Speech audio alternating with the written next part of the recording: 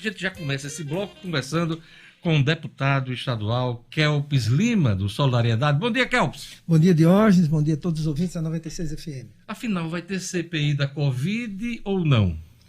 Se depender dos deputados que assinaram a CPI, sim. Agora está na mão do presidente Ezequiel Ferreira de Souza. É ele quem decide, num primeiro momento, se vai ter CPI ou não. Ontem nós tivemos uma reunião com os 10 deputados que assinaram a CPI.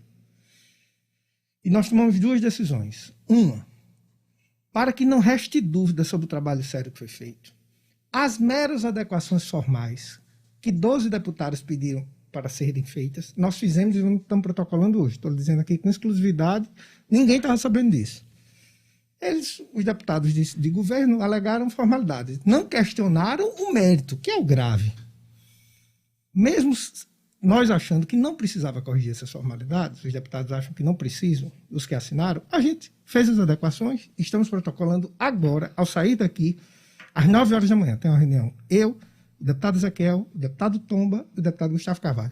Feito isso, a gente espera que até quinta-feira o presidente da Assembleia instale a CPI.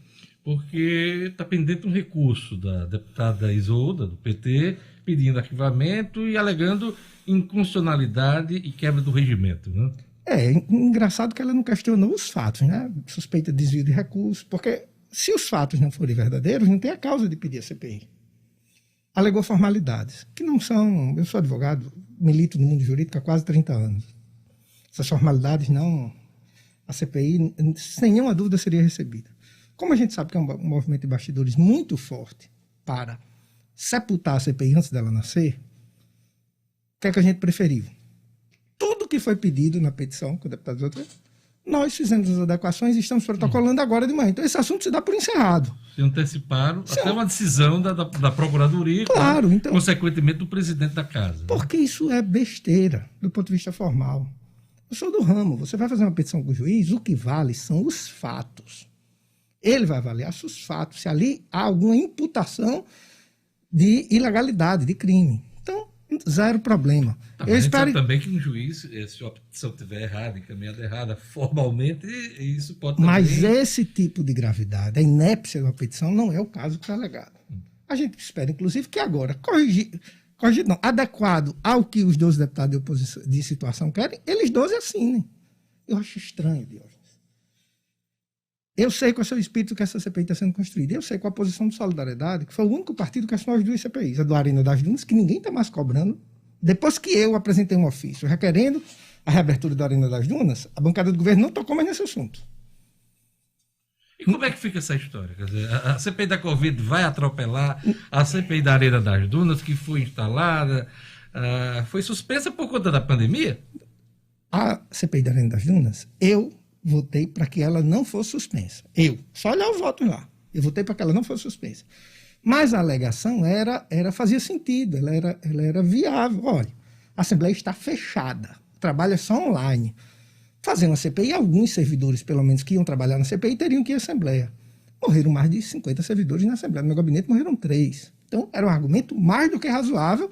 Ela, enquanto não tivesse pelo menos híbrido, não fosse. Que é o caso desse ano.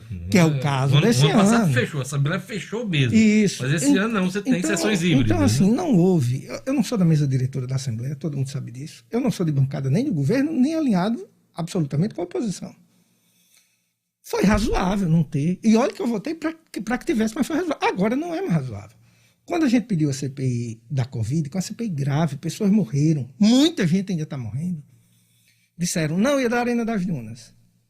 Eu pedi, está lá protocolado, ainda também não foi apreciado o meu pedido. A gente noticiou. Reabre da Arena das Dunas. Por que será que esses 12 deputados não querem que seja investigado? Qual é o problema? Não há o intuito de ir atrás da governadora. Senão, a bancada, por exemplo, do Solidariedade não assinava as duas CPIs. Porque, em tese, cada um está no polo, uma parte da oposição e a situação. Qual é o problema? Alegar formalidade. Ok, esse problema está resolvido hoje. Uma coisa está atrelada à outra. O funcionamento da CPI da Covid está ligada e conectada com o funcionamento da CPI da Arena das Dunas? O certo é que funciona as duas, né? Não faz sentido você colocar uma para andar e preterir a outra. Qual é o seu palpite em relação à decisão do presidente Ezequiel pelo que você conhece do funcionamento da casa hoje? Eu acho que ele recebe. Seria para mim uma surpresa gigantesca e extremamente desagradável o presidente Ezequiel não receber a abertura da CPI. As duas? Qualquer uma das duas. Uma ele não tem mais o que fazer, porque ela já está aberta. Isso. A CPI da Arena das Dunas ele só vai fazer algumas substituições de alguns membros. Vou dar um exemplo. O ex-deputado Alisson Bezerra, hoje prefeito de Mossoró, do meu partido, Solidariedade, será substituído pelo deputado subtenente Eliabe, pela nossa bancada. Então não faz sentido. E as CPIs devem andar juntas.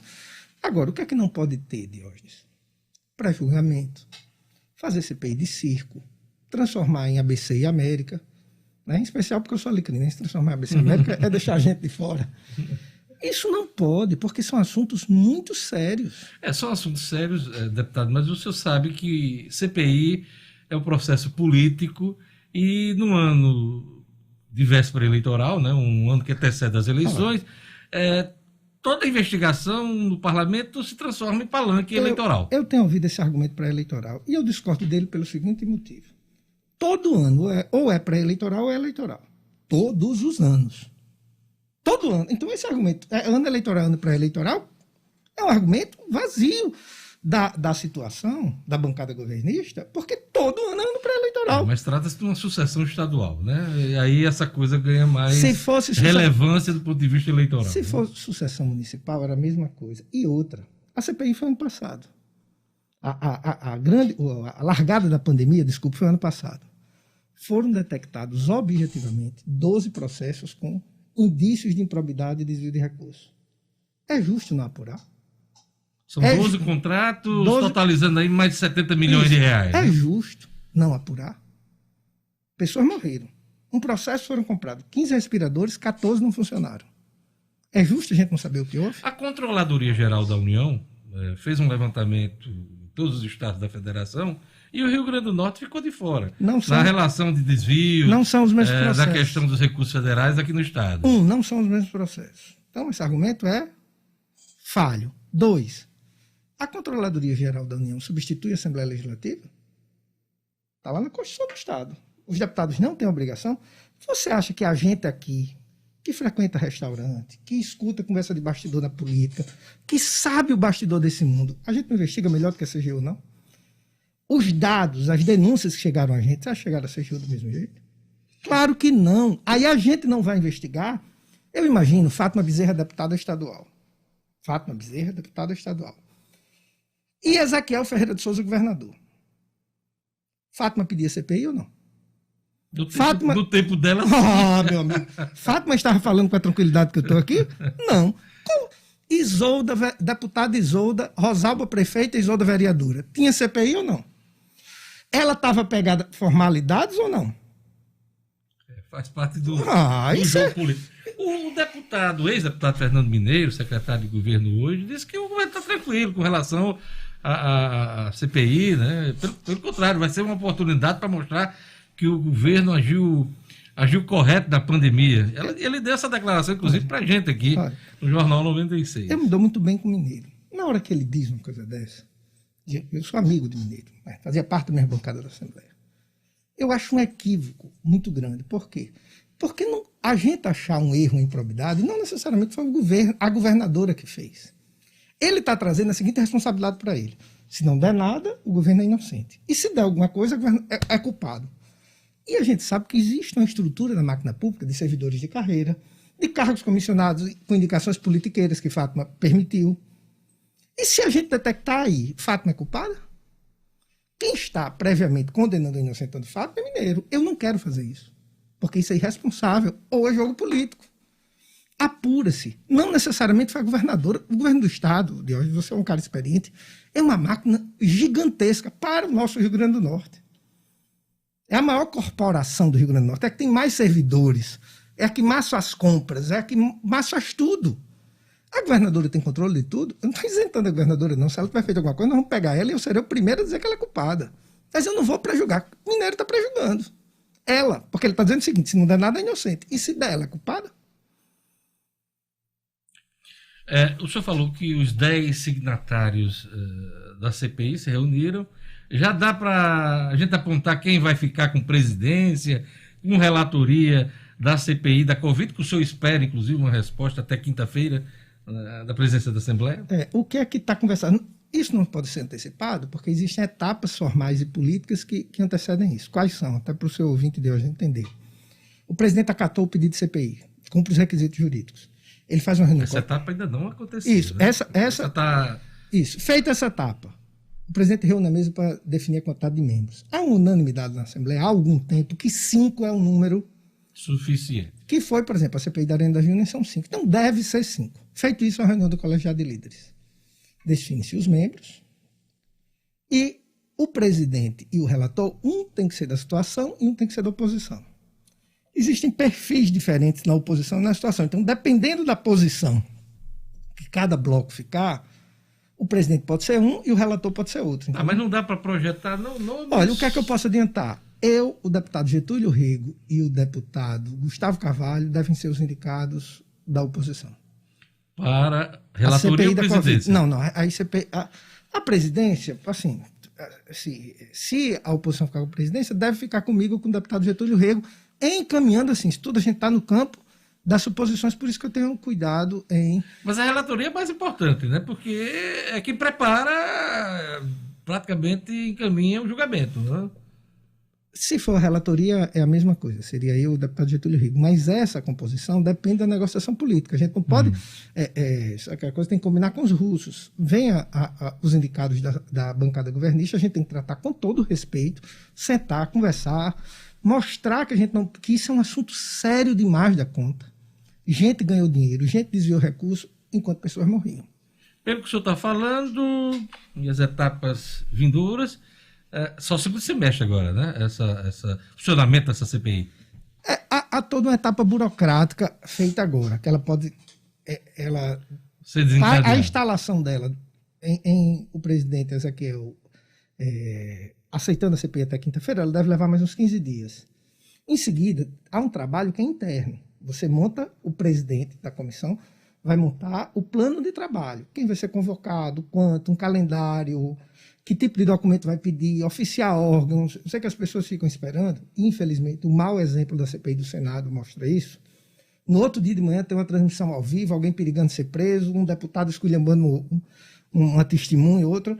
A ideia não é fazer assim, a ideia é fazer um trabalho de um processamento sério. Então, para visualização do público, só no segundo semestre. Mas isso não quer dizer que não tem um trabalho gigantesco a ser feito até lá. Deixa eu te perguntar uma coisa. A exemplo do que acontece no Senado da República, as sessões são acompanhadas pelo público, via os canais da casa, isso. A imprensa e também a TV Senado. Tal. Aqui vai acontecer a mesma coisa? Não? Tudo vai ser transmitido pelas mídias sociais e pelos canais oficiais da Assembleia, TV Assembleia, Rádio Assembleia. Isso já está estabelecido. Total transparência isso já está estabelecido. Tanto numa como noutra. A CPI ela pode ter sessão secreta. Claro. Eu vou dar um exemplo. O processo da compra dos respiradores pelo Consórcio Nordeste gerou um processo criminal no STJ que corre em segredo de justiça. Virou um inquérito, né? Foi feita uma denúncia até pelo governo da Bahia, virou um inquérito policial e esse assunto já está no STJ. Isso, está no STJ. Tem gente foi presa, bens bloqueados. Então, assim, houve roubo nos respiradores. Eu não estou dizendo que houve roubo por parte da governadora, só para deixar esse, inclusive, eu acho que foi feito lá na Bahia mesmo pela turma de lá. Se sabe, houve prejuízo aqui do Rio Grande do Norte de cerca de 5 milhões de reais. Não é justo a gente ver esse processo? Se eu fosse a deputada Isolda, eu queria saber como é que está o andamento disso, porque eu queria os 5 milhões de volta. A gente quer ver como esses documentos correm sigilo de justiça, a gente não pode fazer sessão aberta sobre esse item. Se algum empresário, estou falando no campo da suposição, queira fazer delação premiada quando a gente começar a investigar, a gente não pode fazer isso em sessão aberta. Se eu estou falando no campo das suposições, no que juridicamente é uma CPI para o cidadão entender. Então, tudo será aberto, menos aquilo que exige sigilo por causa da gravidade ou de exigência legal do STJ. O deputado Ezequiel Ferreira está fechado em copas ou já sinalizou alguma coisa para os senhores parlamentares, principalmente os 10 signatários da CPI? Olha, então, quando foi apresentado o primeiro pedido de CPI, o deputado Ezequiel pediu imediatamente que fosse feita a apreciação, o processo é grande, tem vários volumes, foi para a Procuradoria. Com esse pedido da Isolda, da deputada Isolda. Dos 12 deputados, né? Foram 12 deputados que assinaram. ele parou para analisar isso. Com a nossa petição hoje morre o pedido que foi feito por esses 2 deputados, porque simplesmente nós adequamos exata, porque não altera nada no mérito. Nada. Então hoje a gente mata esse assunto. Então acredito que quinta-feira, e eu não vejo o deputado Ezequiel fechado em copas, não. Não sou aliado do deputado Ezequiel, muito pelo contrário, eu sou um crítico à posição dele, mas ele sempre tratou, e eu preciso reconhecer publicamente, de forma muito democrática essas coisas. Não pedi uma reunião, imediatamente ele marcou a reunião, sem nenhum problema, sem nenhuma objeção, sem nenhum tipo de burocracia. Hoje de manhã a gente senta, bate um papo, e eu acho que não faz sentido até quinta-feira essa CPI ser recebida e começar os trabalhos burocráticos. Conversamos com o deputado estadual Kelps Lima, do Solidariedade, conversamos sobre CPI da Covid e a cobrança dele para a continuidade da CPI da Arena das Dunas. Obrigado, Kelps, por sua presença aqui no Jornal 96. Obrigado, Diógenes, e uma boa semana a todos.